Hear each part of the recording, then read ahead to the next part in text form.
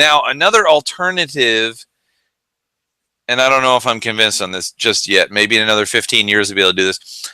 Think about this. Think about all the, and I read an article about this the other day.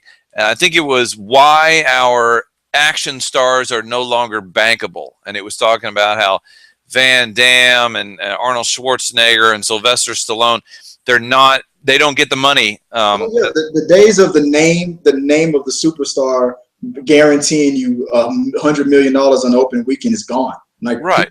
People want to see a good story now. They don't care if Will Smith's starring in it. They want to see a good movie. Right. Those days are gone. What would be interesting is if one day when the special effects get so good that we can start making movies with whatever movie star we want. You mean with motion capture and just recreate them from scratch? Right. You can make a young Arnold Schwarzenegger. You can make a young, put whatever movie star you want in there. You know what? It's interesting that you just brought that up because he was just in an interview talking about the same subject with the guy, the king of the motion capture. What's his name? The guy from Lord of the Rings. I forget his name, but yeah, he's really good at that.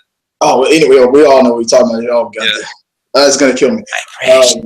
He was in an interview and they asked him that I was made fun of today about saying asked. All right, okay, guys. No, I'm black, so okay. So they asked him a question about that same subject, and they said, "How long are we away from having you doing a motion capture of a young Bruce Willis to do the next Die Hard?" Right? Yeah. Look real. And he said that we're not. He honestly said we're not there yet, but we're very close. It might not even happen in the times when he's still doing it. It might be his protege or the next big guy that's the next great guy that's doing the motion capture, whoever that big name is going to be in the future. But he says we're close. Maybe I don't know how long. If I'm hoping that he meant like within the next 5 years. Me personally, I don't see it for the next 15. I don't know, but I could be wrong. I'd say between 15 and 20 years until you will not be able to, from the blind eye, tell if you were watching something that's photo realistic graphics or if it's on film. I think it was John Campea, and everybody knows I'm a big John Campea fan. That I think it was one of his episodes where he said he explained it really good. He said that the human eye, since we interact with humans every day, that the second we see an animated human in front of or next to a real human, our eye, it just throws us off so hard that we can instantly tell, oh, that's fake. That looks fake. It feels fake. Just something is not right in the room. Because we're looking at humans all day, the light's not bouncing off of him right. The shadow doesn't look right. He's blinky, looks like a robot. You remember how Professor X on X-Men 3, how he just had to stand still the whole time and just not move that much? And it's like, she's very impressive, Charles. And it looked weird. But not Bruce Willis, Michael Douglas in the Ant-Man movie.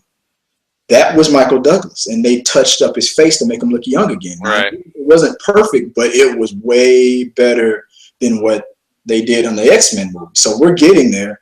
So I'm thinking the days where we can have the actual person just touch up the wrinkles and stuff. I think we're kind of there already, but from scratch, having another actor playing some guy who like died years ago and make it look real, I think we're like 15, 20 years away.